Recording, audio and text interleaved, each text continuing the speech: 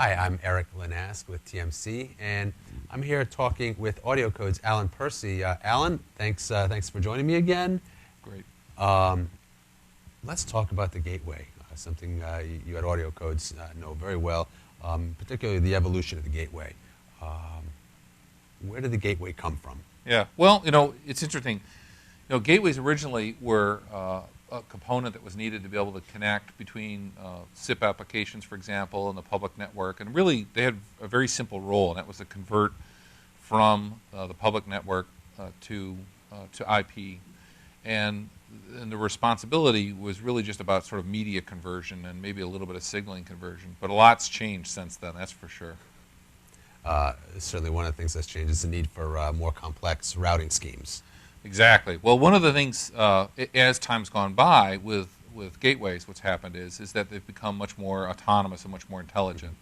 In the beginning, they basically used protocols like MGCP. They were just pure slaves to the application, and they had no ability, if there was a change in network conditions or failure or something like that, to be able to do anything about it.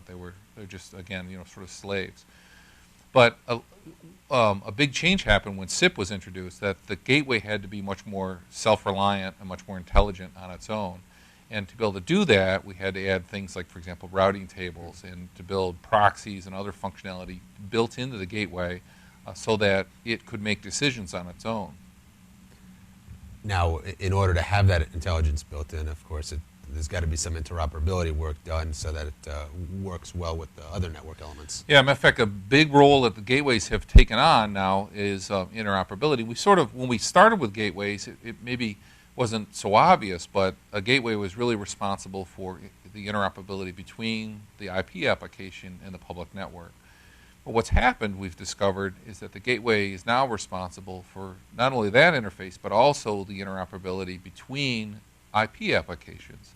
So we've found many, many cases where maybe one software partner who has a SIP-based application wants to talk to another SIP-based application, and maybe the two of them compete in the marketplace normally, but those two applications need to be able to talk back and forth between each other. And the gateway now has actually taken on a role to do this interoperability between these two different separate applications. And a perfect example would be maybe between an Avaya message manager or maybe a Cisco call manager kind of platform, that to be able to have those two systems talk back and forth between each other, somebody has to do the conversion from one format to the other, and the gateway in a lot of cases has taken on that kind of role. So when you talk about these changing roles of gateways, what security implications are there? Right. Well, that's another thing that gateways have got involved in is certainly in a lot of cases they're now exposed to IP attack. So the gateways have become much, much more secure. So not only do they support things like SIP over TLS or secure SIP, but also things like SRTP, where the voice paths are actually encrypted.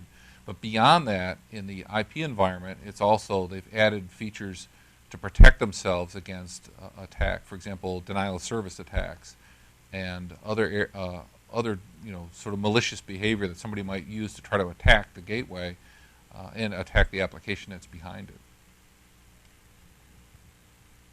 Something that certainly in the recent economic downturn has become increasingly popular, SIP trunking. How does that play into what the gateway has to do? Right. Matter of fact, SIP trunking is probably one of the most interesting things that's made a big difference in gateways.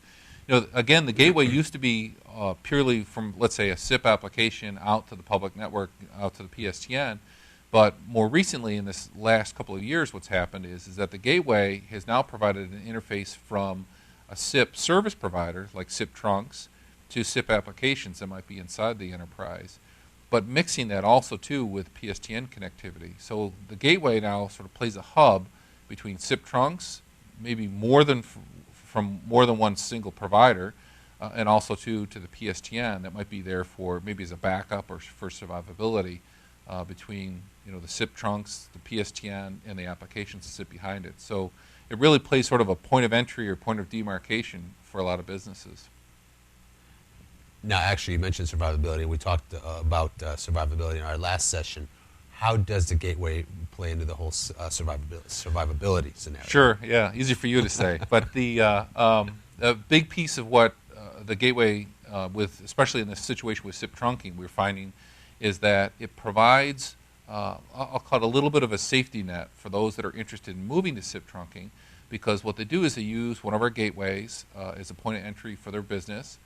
They keep their TDM trunks, or maybe they might reduce the number of trunks, but they keep some portion of their TDM trunks, and then they bring the SIP trunks to the gateway.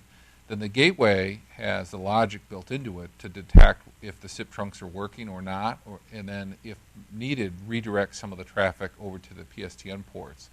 And that, for a lot of businesses, has give them sort of a transitionary period, or sort of a feeling of comfort, so that they don't have to cut the cord tomorrow and worry about whether or not their SIP trunks are going to work or be reliable.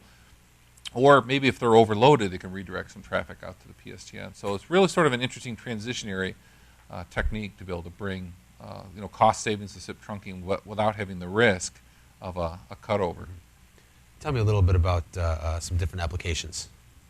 Okay, so a good example might be, some of these new capabilities with gateways might be interfacing different applications together. Now, what tends to happen with large enterprises is, of course, they go through mergers and acquisitions, and maybe one part of the business purchased a particular brand of IP-PBX. It might be a Cisco IP-PBX. Another part of the business might have made a decision to move to Microsoft OCS.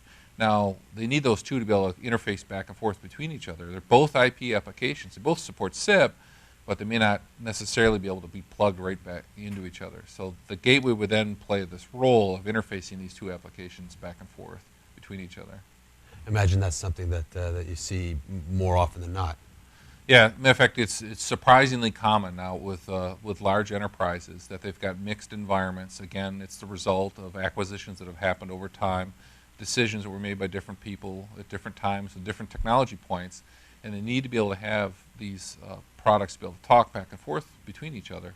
And that's really been a key role of what the gateway has become. So it's gone a long, long ways from the beginnings of just being a port out to the PSTN to basically becoming a communications hub for the enterprise. Excellent. Thank you, Alan. All right. We've been talking here with Alan Percy from AudioCodes about the evolution of the gateway.